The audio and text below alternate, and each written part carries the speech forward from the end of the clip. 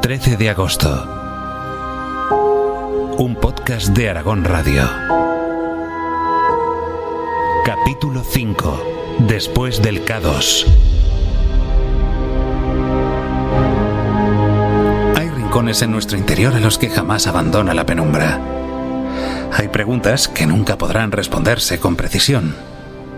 Hay impulsos aparentemente irracionales, como esforzarse o correr riesgos por causas que alguien pudiera calificar de inútiles, como escalar montañas, como enamorarse, como dejar arrastrarse por las pasiones, que son, sin embargo, exclusivos de la única especie dotada de capacidad racional, la especie humana.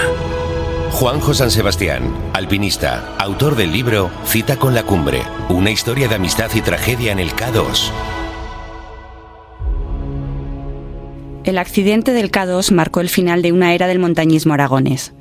Fue el fin de una generación irrepetible, de los pioneros, de los primeros que llevaron el nombre de Aragón a lo más alto. Para los protagonistas de esta historia, los que estaban en el K2 y sus familias que esperaban aquí, aquella tragedia también supuso una transformación personal profunda. No volverían a ser los mismos. Los recuerdos de aquellos días les acompañarán para siempre y condicionarán sus pasos. De los 7 montañeros que partieron al K2 en 1995, hoy viven 3. Tras regresar de aquel infierno, Lorenzo Hortas decidió que no volvería a una gran expedición. La muerte de su mejor amigo, Javier Escartín, le dejó una huella enorme. Vive en Huesca y ha seguido haciendo montaña cerca de casa. En 2019 regresó al campo base del K2 para despedirse. Las cosas durante muchos años, cada día me acordaba de Javier, porque al final cada uno se le mueren los suyos, ¿no? Y bueno, pues se había muerto Lorenzo, se había muerto el Flaco, pero bueno, pues al final mi amigo más amigo pues era Javier, ¿no? Bueno, te acostumbras a vivir y sigues tu marcha y lo que digo, pues al final piensas qué es lo que a tus amigos les gustaría que siguieras haciendo, y yo entiendo que les gustaría que siguieras viviendo la vida normal, hacer monte, pues con otros amigos, escalar, acordarte de ellos, bueno, pues es lo que yo he hecho, ¿no? Seguir con mi vida. No he vuelto a ir al Himalaya, pues porque y lo prometí en casa, estuve a punto de faltar a mi promesa. Con Pepe Garcés ya teníamos pensado ir al Makalu, pero al final Pepe pues tuvo la mala idea de morirse en el Daloaguiri, con lo cual ya nos quedamos, yo me quedé sin excusas, ¿no?, para ir a escalar al Himalaya. Volvimos al Himalaya con mis hijas, mi mujer, porque me apetecía que conocieran aquel mundo que tanto me había gustado a mí y que me había atrapado. Afortunadamente volví al Karakorum, al campo base del K2, pero al final pues mis montañas son el Pirineo. Yo básicamente soy pireneísta y es donde he seguido haciendo montañas, he seguido subiendo en la medida de mis posibilidades, que cada vez son menos. Ahora ya me tengo que buscar las montañas más cortas, más cerca, más fáciles, pero bueno, ahí seguimos intentando hacer lo que podemos, sin ser conscientes de que el tiempo va pasando y ya nos vamos haciendo mayores. Manuel Ansón volvió al Karakorum 2 años más tarde y subió el Broad Peak. Después se afincó en Huesca, se casó, tuvo un hijo y sacó su plaza en la escuela de idiomas. El amor por las montañas continúa. Ha seguido escalando en los Pirineos y los Alpes. La expedición del K2 había ido muy bien, como hemos contado tantas veces, hasta que se torció de forma radical al final y acabó muy mal. El amor por las montañas sigue allí, las montañas le siguen gustando mucho. Lo que habían sufrido las familias en el K2 a mí me dejó una huella importante, porque pues te planteas muchas veces si es justo o hasta qué punto es, bueno, está claro que no es justo, pero hasta qué punto tenemos derecho a hacer sufrir tanto a las familias cuando vas a sitios así. Supongo que es inevitable, hay que vivir con ello, pero bueno, cuando te ocurre finalmente, pues te toca muy, muy dentro. Pero yo sí que quería volver al Himalaya y hacer algo que me dejara un sabor de boca mejor, que acabara mejor. Y también, desde el punto de vista deportivo, me apetecía experimentar lo que supone hacer cumbre y que acabe bien. Y efectivamente pues fui por allí con un grupo de amigos de Zaragoza, con los que llevaba escalando muchos años y a quienes también les gustaba muchísimo la montaña.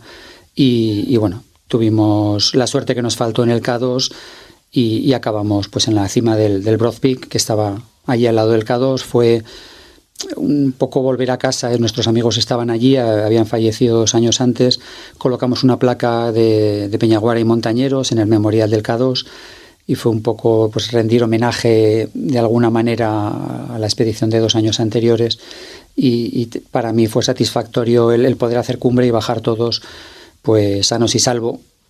Tuvimos suerte, pero tuvimos muchísimas precauciones. Manuel Avellanas, el médico, ha curado a decenas de montañeros. Se jubiló en el Hospital San Jorge de Huesca, pero continúa muy activo. Participa en las actividades del Club Peñaguara. Colabora con la Sociedad Española de Cuidados Intensivos y en distintas iniciativas de medicina de montaña. Pepe Garcés, hechizado por las montañas, siguió escalando. Se embarcó en el reto de los 14 8000. Consiguió llegar a la cima de 6 de ellos. El 22 de julio de 2001 fue un día muy especial para él. Volvió al K2 e hizo cumbre. Recuerda aquel momento Carlos Pauner, el único aragonés que ha conquistado los 14 8000. El K2 fue el primero para él. El K2 para mí fue una montaña perfecta en cuanto a belleza, en cuanto a dificultad, en cuanto al equipo que fuimos.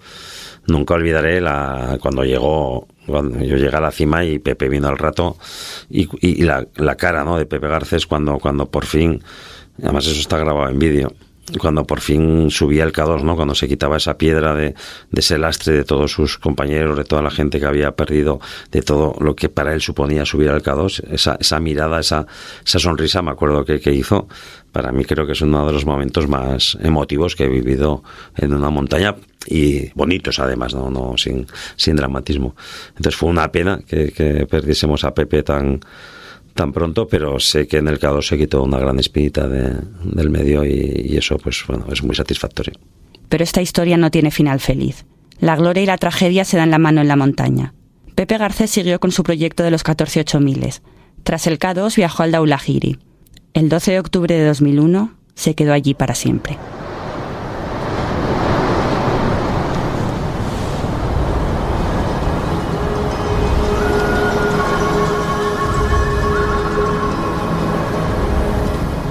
El K2 sigue siendo una de las montañas más inexpugnables de la Tierra, aunque menos que hace 30 años. El alpinismo es hoy menos romántico y mucho más comercial. La explotación turística también ha llegado al K2, aunque en menor medida que al Everest. Agencias especializadas ofrecen ascensiones con porteadores de altura, cuerdas desde el campo base y oxígeno embotellado para hacer más fácil la subida. Antes se decía que el K2 tenía una maldición con las mujeres. Las 5 primeras mujeres que hicieron cima murieron en la montaña, entre ellas la británica Alison, el 13 de agosto de 1995. Edurne Pasaban rompió la maldición. La alpinista vasca hizo cumbre en 2004 y después siguió escalando hasta ser la primera mujer en conseguir los 14 8000. La maldición de la montaña seguiría golpeando a la familia de Alison. Su hijo Tom siguió sus pasos y se convirtió en uno de los mejores escaladores del mundo. En 2019 murió en el Nanga Parbat, a 200 kilómetros del K2. El alpinismo aragonés sufrió un duro golpe con la tragedia del 13 de agosto. Fue el final abrupto de una generación y de una manera de entender el alpinismo. El Club Peñaguara quedó muy tocado y canceló otros proyectos. Tras la muerte de Pepe Garcés, Carlos Pauner tomó el relevo. El montañero jacetano apostó todo por la montaña y se lanzó a la conquista de los 14 8000. Él ha hecho del alpinismo su profesión. En 2001 subió el primero, el K2, y en 2013 terminó su proyecto en el Everest. Entre medio, en 2003, sobrevivió a 2 noches terribles en el Kanchenjunga cuando le daban por muerto. El límite entre la gloria y la tragedia es muy fino en la alta montaña. En el listado de montañeros aragoneses fallecidos en los años siguientes también figuran Pepe Chaverri, Santiago Sagaste y Óscar Pérez. Entre los que tocaron la gloria, destaca Marta Alejandre, la primera y única aragonesa que ha escalado 2 8000 en 2008 y 2009. 13 de agosto. Un podcast de Aragón Radio. Volvemos a Carlos Pauner. Quedamos con él para hablar de su experiencia y de cómo ha cambiado el montañismo aragonés en las últimas décadas. Decíamos que tú estás en medio de 2 generaciones de montañismo, ¿eh? Sí. De 2 maneras de entender la montaña.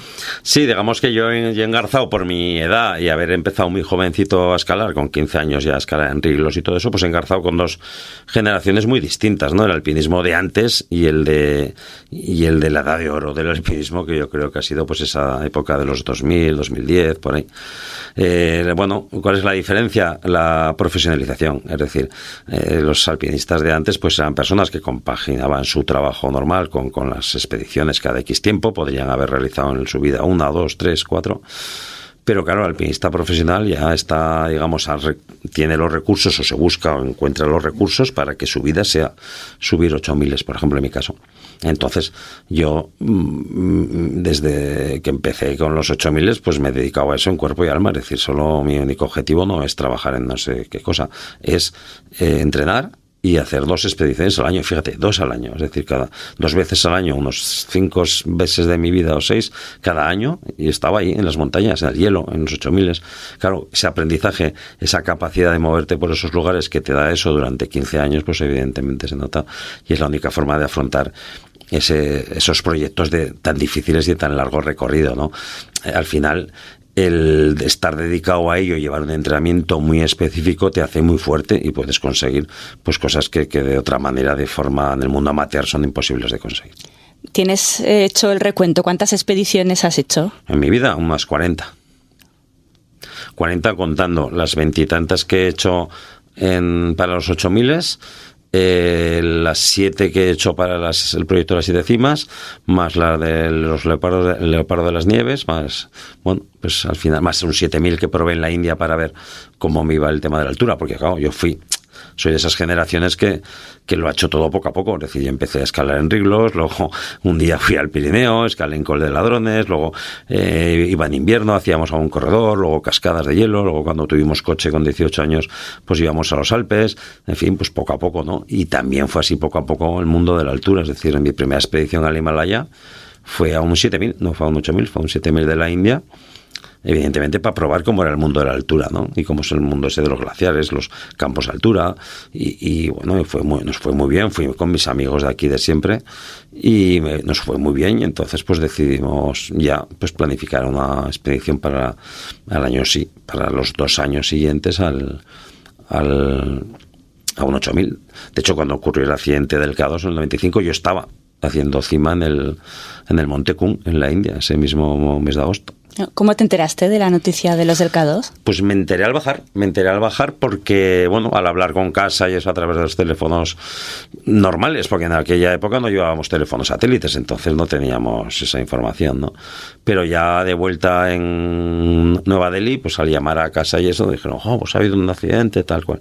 Entonces, pues bueno, ya me enteré de la desgracia, pero que eso, que nosotros estábamos pues unos cuantos kilómetros al sur, bueno, igual 200 o 300, ¿no? Pero en la cordillera también del Himalaya, pero de la India, al sureste, muy, muy cerquita de Cachemira, y Cachemira está muy cerca de la zona del Karakorum alta. Has dicho que las noticias te enterabas o comunicabas al bajar. ¿Cómo han cambiado las comunicaciones y la tecnología? En tus expediciones tú has podido casi hablar desde la cima, ¿no? Sí, pero no al principio. En las primeras, tanto en el 2001 más o menos hasta el 2004 o 2005, no empieza un poco la telefonía satelital a ser accesible a todo el mundo, ¿no? Entonces los primeros equipos eran muy pesados, eran muy caros. Yo me acuerdo de pagar el minuto a $12 y $15 el minuto al principio. Entonces eso era imposible, no tener capacidad de mandar datos, ¿sabes? Mientras que en las últimas expediciones, pues con un portátil que es como un móvil, más o menos, desde la cima llamas, estás comunicado, sacas fotos, las envías, y al final pues eso ha hecho también también ha hecho esa transición. ¿Por qué antes no había alpinistas profesionales? Porque es imposible. Es imposible que si te vas 3 meses a un sitio, mantengas viva la noticia para que tengas un patrocinio. Eso hay que mantenerlo día a día. Y la única forma fue con la telefonía satelital. En los campos base, lo que hacemos el resto del tiempo que estamos ahí descansando es mandar las fotos, mantener las redes sociales, hacer entrevistas, comunicar con los medios. Y todo eso mantiene la noticia viva y hace que tus patrocinadores vean interesante el poner una cantidad de dinero en esa historia. Y eso es a partir del 2001, 2002, 2003 cuando empieza la telefonía satelital, y poco a poco. Y por eso marca una diferencia muy importante. Las expediciones amateurs, pues eso, eran para de vez en cuando ir, pues personas que estaban fuertes pero que no estaban preparadas físicamente, digamos, día a día, ¿no? Solo para eso. Y luego pues se da ese salto profesional donde la gran diferencia es que las personas, como en cualquier deporte profesional, están entrenados profesionalmente. ¿Y qué diferencia también con el mundo de la montaña de hoy, los tiempos de hoy, claro, las prisas? Todo cambia también, ¿no? Esa edad de oro, que yo creo que es de los 2000 a los 2010, 12, 13, tú piensas que en esa época, si anteriormente se habían subido, no sé, en Aragón, tantos 8.000, 5 o 6 o 4, yo no lo sé, pocos, ¿no? Pero en esa época subimos, yo solo he subido 14, pero es que tenemos a Santiago Sagaste que subió 2, a Javier Serrano, a Marta Alejandre, que fue la primera mujer que subió un 8.000 en Aragón, que subió en un día muy bonito que subimos juntos, y tiene otro también, Javier Pérez, que tiene Lotse. Es decir, al final entre todos tenemos ahí 20 o 30 en una década. ¿Por qué? Pues porque se han enfocado de otra manera, se han enfocado, digamos, de forma profesional, y es ir, y solo existe eso en la cabeza, no existe otra cosa, no existe ningún otro trabajo. Entonces, pues eso ha sido el cambio. ¿Qué pasa? Que una vez vivida esa época dorada, pues también decae todo. Es decir, ahora las personas ya no buscan... De hecho, en la sociedad en general todo es rápido. Ahora una noticia cubre la otra enseguida, todo es inmediato, y esa inmediatez también se ha trasladado al mundo del alpinismo. Entonces, pues muchas personas no quieren pasar una vida escalando montañas, no tienen tiempo, no tienen ganas, o han empezado tarde. Entonces aparecen estas expediciones que lo que hacen es proporcionarte alpinistas, porque los Sherpas no dejan de ser alpinistas profesionales, que te preparan la montaña para que tú la subas en un tiempo récord, ¿no? Y lo hemos vivido en los últimos años. Ha habido una chica noruega, ¿no? Que no me acuerdo del nombre porque tampoco... Que sin tener mucha idea de esto, ha subido los 14.000 en varios meses. ¿Cómo lo ha hecho? Bueno, pues fácil. El hombre va a Marte, el hombre va a la Luna, ¿cómo no va a poder hacer lo que quiera aquí en la Tierra? Pues eso, con equipos de Sherpas que equipan la montaña antes que tú, que echan bobinas de cuerda con los helicópteros a mitad de altura, donde tú solo tienes que ir con oxígeno y atarte a un Yumar abajo del campo base y subir hasta la cima. Pues así, yendo de un lado a otro en helicóptero además, pim, pues claro que puedes hacerlo. Se podría... No envidias eso, ¿no? Es que eso no es alpinismo, porque simplemente le haría 2 preguntas. ¿Te lo has pasado bien? La primera... No sé, yo creo que no. Y la segunda, pues me iría con ella, no sé, al K2, por ejemplo, nos pondríamos los debajo y digamos, ¿qué? Subimos. Y me dirá, yo no sé hacer esto. No está la cuerda, ¿no? Entonces, bueno, creo que eso es un poco una perversión, ¿no?, que está teniendo el alpinismo, y veremos el alpinismo de otra manera, quizás no tan mediático, con chavales jóvenes que vayan a montañas más desconocidas, pero que de forma más rápida. Esos proyectos de largo plazo, de años y años y años, yo creo que ahora la gente busca más la inmediatez y busca más por resultados más positivos en poco tiempo, ¿no? Y es un poco la tendencia, ya no solo en el alpinismo, sino en... Pero vamos, el alpinismo es como todo en la vida, está en evolución, ¿no? De esos momentos románticos de los inicios, a esos esfuerzos que hacían las personas como podían, los albores al alpinismo profesional muy mediático y muy reconocido, hasta pues esta época en la que, bueno, se prima más la inmediatez y lo rápido. Entonces, todo va evolucionando. Y aquí en Aragón, ¿a quién destacarías ahora o hacia dónde está yendo el mundo del alpinismo en Aragón? Bueno, yo creo que sigue los mismos derroteros, ¿no?, que el resto. Yo creo que ahora pues hay interés por escaladas muy específicas, de mucha dificultad. Manu Córdoba es un buen ejemplo de ello, ¿no? Manu Córdoba es un alpinista muy enfocado y muy muy concentrado en ese tipo de vías difíciles, de rutas más desconocidas, más rápidas, ¿no? Que hace expediciones también muy rápidas, no todos los años, además.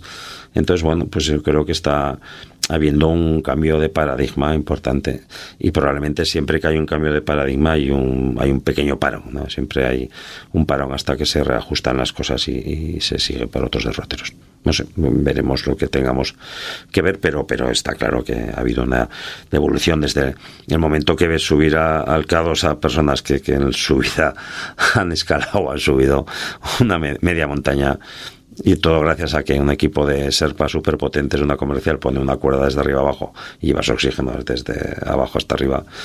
Pues hombre, entonces ya ves que eso ya no tiene atractivo para un alpinista. El alpinista busca subir las montañas por sí mismo, fracasar a veces, pero darlo todo e intentar, ¿no? El éxito. ¿Por qué nos ha costado a todos los que estamos aquí, a Suñi Retiguis, a Juanito, a mí, por qué nos ha costado 12, 13, 14 años hacer los 8000? Porque hemos fracasado muchas veces. Hemos hecho 2 expediciones al año, pero muchas nos hemos vuelto cerca de la cima. Yo me he vuelto hasta 50 metros de la cima del Manaslu, o al Broad Peak, después de subir la antecima en una expedición express en 30 horas, me costó 2 intentos más llegar a esa cima que está más lejos y está 2 metros más alto, ¿no? Entonces, bueno, pues al final lo hemos hecho por nuestro interés, porque hemos querido, nadie nos ha obligado, pero lo hemos hecho en nuestra vida y sabemos, y hemos currado y hemos trabajado, y a veces hemos tenido éxito y a veces no. ¿Por qué? Porque estamos en el límite de lo que el ser humano puede hacer por sí mismo. Eso sí, si tú obvias eso y pones a equipos de personas con toda cantidad de medios a asediar una montaña, evidentemente a la primera te sale, eso es así, ¿no? Pero yo creo que lo bonito es eso, es haberlo luchado y haber dicho, yo fui al K2, me puse debajo, no había nadie, estábamos los 4 de Zaragoza ahí mirando y subimos hasta su cima. Eso nadie nos lo quitará. O abrí una vía en el Kanchenjunga por un sitio que nadie había subido a nadie, y sobreviví encima 3 días de soledad sin que me tuviera que venir a buscar nadie, porque otras cosas nadie te va a buscar ahí, claro. Entonces, ese tipo de cosas son las que te dicen que ha merecido la pena ese trayecto, y como alpinista desde los 15 años, claro que ha merecido la pena. Ha merecido la pena tener más de 60 horas y seguir todavía emocionado con montañas, y haber hecho pues proyectos importantes para Aragón, como creo que es el de los 14, como el de las 7 cimas, que también no había ningún aragonés que lo tuviera, y por mi contribución al alpinismo aragonés la tengo muy clara, ¿no? Ahí están los resultados, no hay más que mirar los resultados y decir, bueno, pues sí, aquí están 2 proyectos grandes que tiene Aragón, y estoy como aragonés muy orgulloso. ¿Ha merecido la pena?, se pregunta Carlos Pauner. Y se preguntan los protagonistas de esta historia. Han pasado 30 años de la tragedia del K2. ¿Cuánto tiempo dura el duelo? ¿Cómo perviven los recuerdos? ¿Cómo sigue la vida? Recordar es volver a vivir, me dijo Maribel Ara, la viuda de Javier Escartín, el primer día que nos conocimos. Les pedí a las familias que compartieran conmigo su álbum de recuerdos. Ha sido doloroso y bonito. He visto las fotos de la boda de Javier y Maribel. Marina me ha abierto las puertas de su casa de Torla, la que arregló con Javier Olivar, el flaco. Maribel Roldón me ha contado cómo era Pepe y me ha dejado sus cuadernos. Recordar es volver a vivir. Y duele. La huella del K2 es imborrable.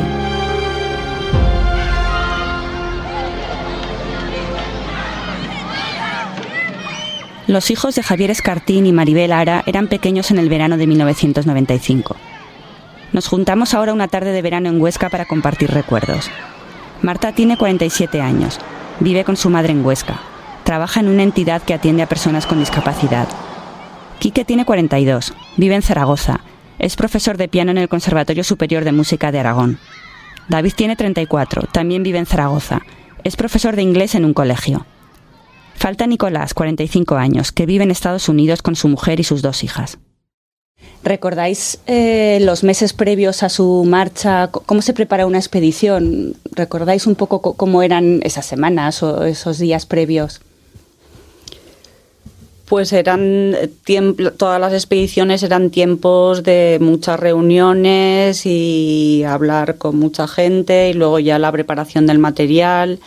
Y de esa expedición en concreto yo me acuerdo pues que se hicieron Se hicieron material así de merchandising, pues forros, y luego me acuerdo también de estar en el Club Nuevo, en las instalaciones del Club Nuevo de Peñaguara preparando las cubas para la expedición, y pues allí estaba extendido todo el material y había que meterlo en cubas, y estábamos ahí los hijos que no sabemos si molestábamos más o ayudábamos. Y os tocaba echar una mano, ¿no? Bueno, se nos llevaban así a Clara, a Paloma, a nosotros, y estábamos por allí.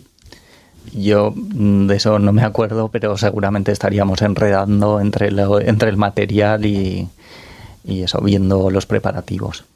Tú que me comentabas un día que sí que te acordabas de la última tarde antes de que salieran. Yo me acuerdo de estar en la sede de Peñaguara y pues con todo el grupo de gente, y yo estaba me iba trasladando de la sede de Peñaguara a la sede del parque donde estaban los juegos. Entonces estaba jugando y iba al parque, veía pues a mi padre y al resto de la expedición cómo se iban. Volví al parque, así hasta que me fui al parque, volví y ya se habían ido.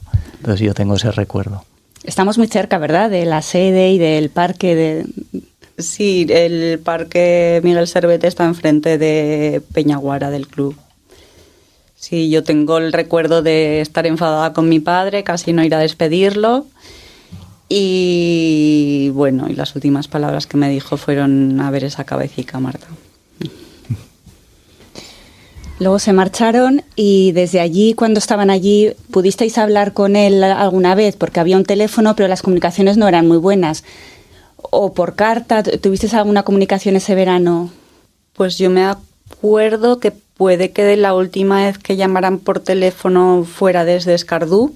Y luego también me acuerdo de mandarle cartas y alguna cinta de música con Maribel, la mujer de Pepe Garcés. Maribel hizo un trekking y estuvo en el campo base, y ya pudo estar con ellos, y contaba que ya llevaba cartas que les habíais dado los familiares.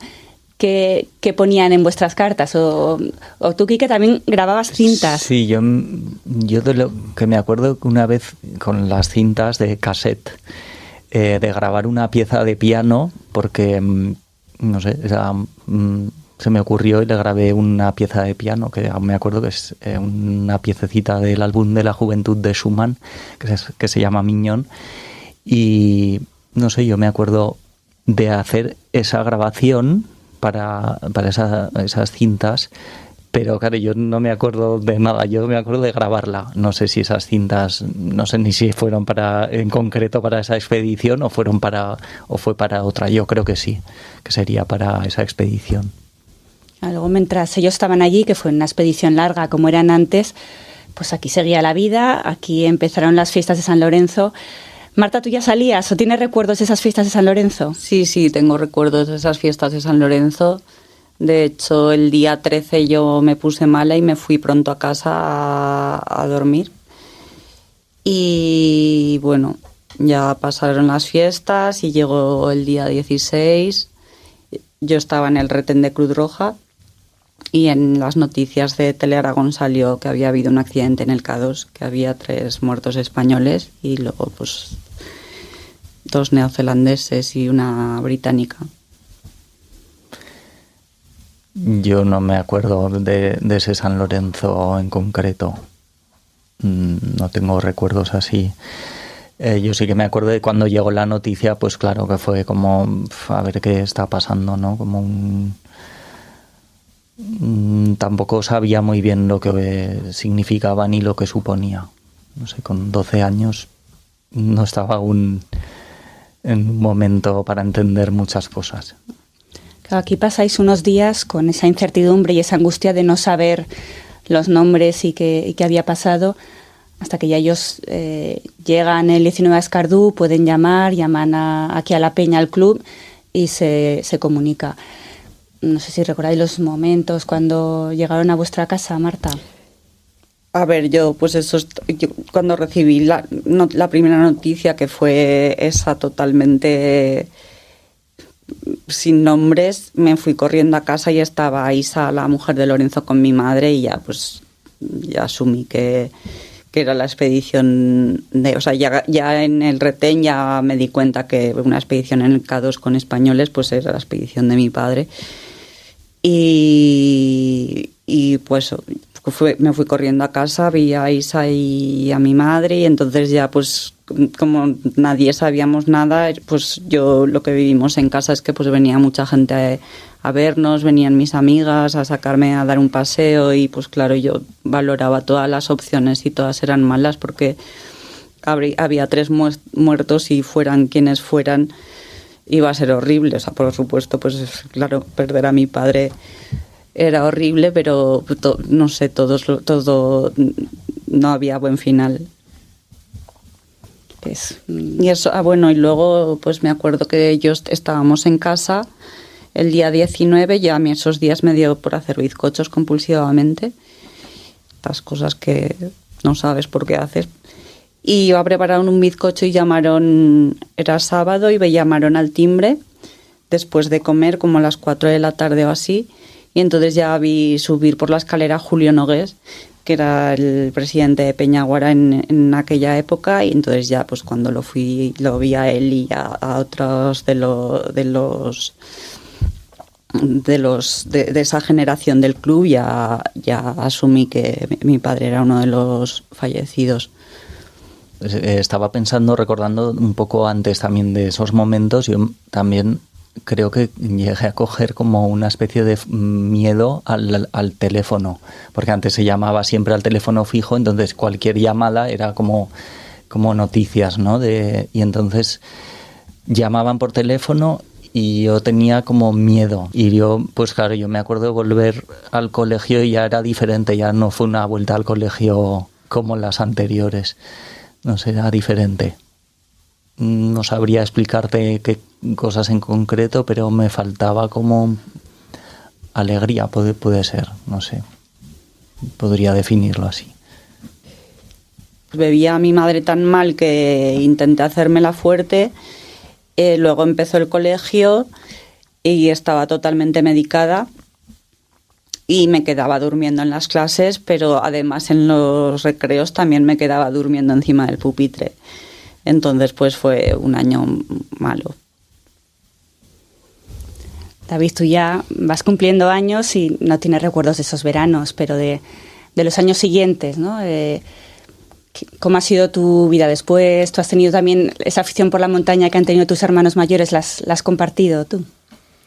Sí, pero no tanto, porque ya muchas de las actividades que hicieron mis hermanos cuando eran pequeños, pues cuando yo empecé pues a practicar deporte, ya no las hacíamos ni en familia ni con los amigos con los que iban de excursiones y demás. Yo sí que sobre todo he subido a esquiar, más que hacer montaña como tal, que también he hecho alguna excursión, pero más esporádica. Quique, y tú que eres pianista, ¿has podido seguir escalando, que te gustaba mucho de pequeño? A mí sí me encanta todo lo que tiene que ver con la montaña, ya sea escalar, barrancos, senderismo, alpinismo, todo. Entonces yo veo una pared y mi impulso es subirla, entonces eso no lo puedo evitar. Lo que sigue, claro, estuve en el equipo de competición de Peñaguara y llega un momento que tienes que decidir, ¿no? Entonces yo creo que fue a los 16 años que pasas a otra categoría y el nivel aumenta mucho, entonces hay aspectos técnicos de la escalada como monodedos, ¿no? Que tienes que hacer una flexión con todo tu cuerpo con un dedo. Entonces eso para el piano en principio es un poco incompatible, sí. Entonces ya decidí, pues ya es el entrenamiento en escalada, pararlo. Y nada, pero vamos, me encanta eso. Siempre tengo el gusanillo de subir paredes.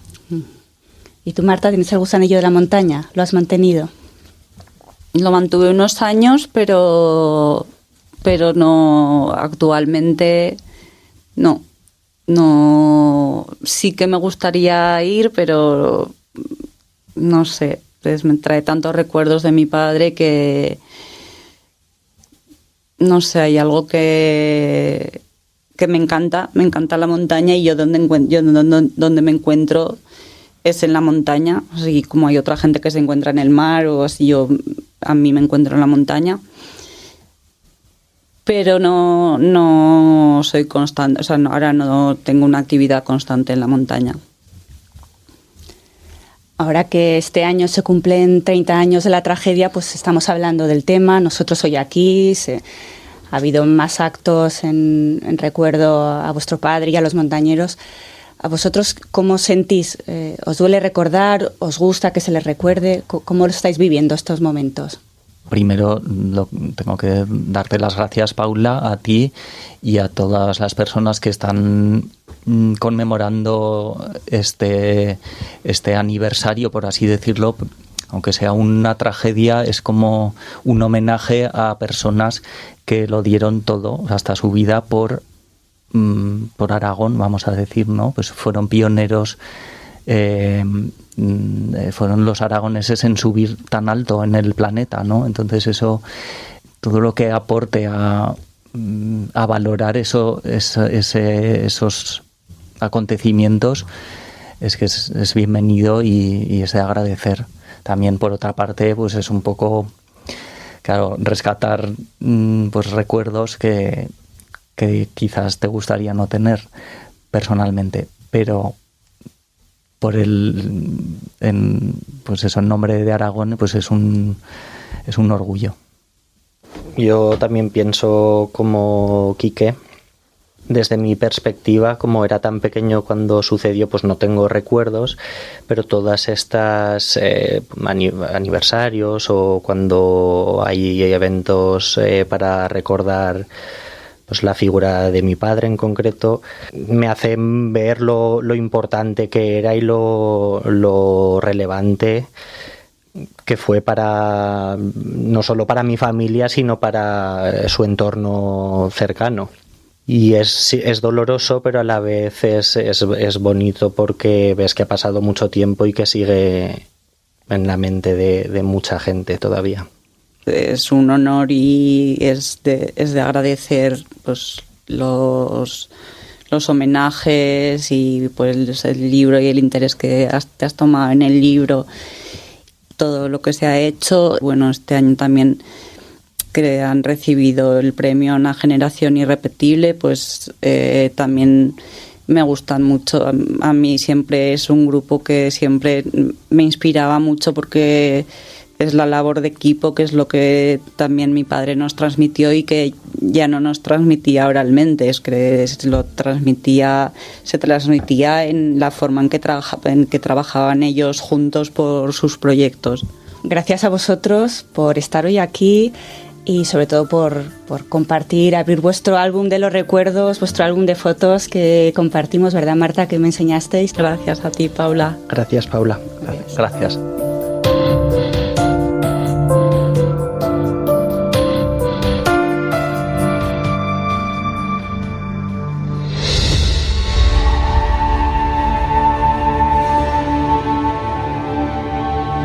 El 13 de agosto es mucho más que la historia de la tragedia del K2. Es una historia sobre la irresistible atracción de las montañas, sobre las pasiones que nos mueven, sobre el precio que pagamos por ello. Una pasión es un hechizo.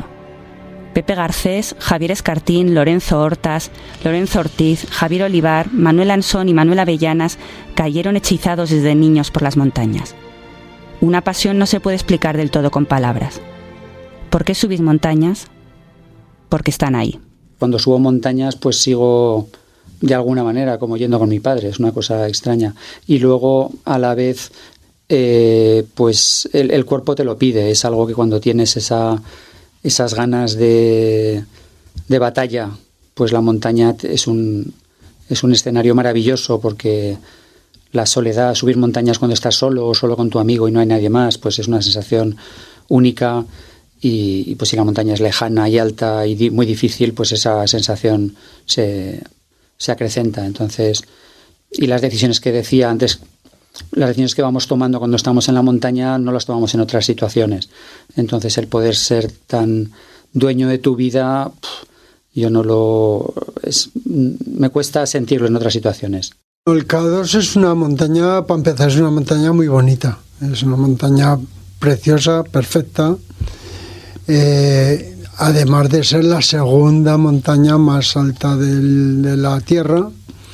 Es una montaña difícil, que tenía un aura de peligrosa, de difícil, de comprometida. Entonces era un reto bonito y un reto que en un momento determinado pues consideramos que estaba accesible, un poco a la altura de nuestras capacidades. Y fue, pues bueno, pues como digo, claro, luego ha sido todavía más significativa, porque ha sido pues la tumba de nuestros amigos, de nuestros sueños, de nuestros proyectos y de este pequeño grupo que formábamos en estas expediciones. 13 de agosto. Un podcast de Aragón Radio. Escribir un libro es como preparar una expedición. Requiere tiempo, trabajo, esfuerzo, pasión. Es un viaje que nos lleva a descubrir nuevos paisajes y a conocernos mejor a nosotros mismos. Planificamos la ruta, pero luego la vida nos lleva por otros caminos. Ha pasado un tiempo desde aquella pregunta que me lanzó el editor Javier Lafuente. ¿Quieres escribir un libro sobre la tragedia del K2? 13 de agosto ha sido un viaje bonito y duro, desde la idea hasta el papel. Y ha sido otro viaje parecido pero distinto para tomar forma de podcast. En el camino he conocido a gente maravillosa que ha compartido conmigo recuerdos e historias. Algunas dulces, otras dolorosas. De cada viaje volvemos distintos. Yo vuelvo agradecida y llena. Seguiremos haciéndonos preguntas, soñando con montañas. Y cada 13 de agosto me acordaré de ellos.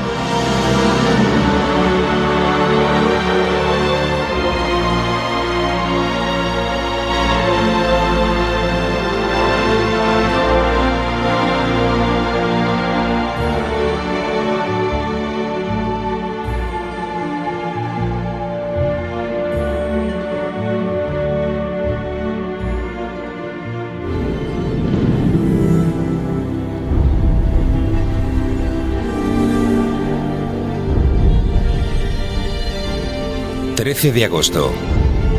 La tragedia aragonesa del K2... ...una producción de Aragón Radio Podcast... Guión y locución principal... Paula Figols... Creatividad sonora... Carlos Oyarzábal y Vicente Bordonaba... Locución... Rafa Moyano... Vicente Payarés... Eva Castillero... Pablo Naudín y Toño Rebordinos... Grabaciones... Pedro Gros y Óscar Tomás... Diseño y redes sociales, Vicente Payarés. Coordinación y producción, Ana Segura. 13 de agosto, la tragedia aragonesa del K2. Un podcast de Aragón Radio basado en el libro 13 de agosto de Paula Figols.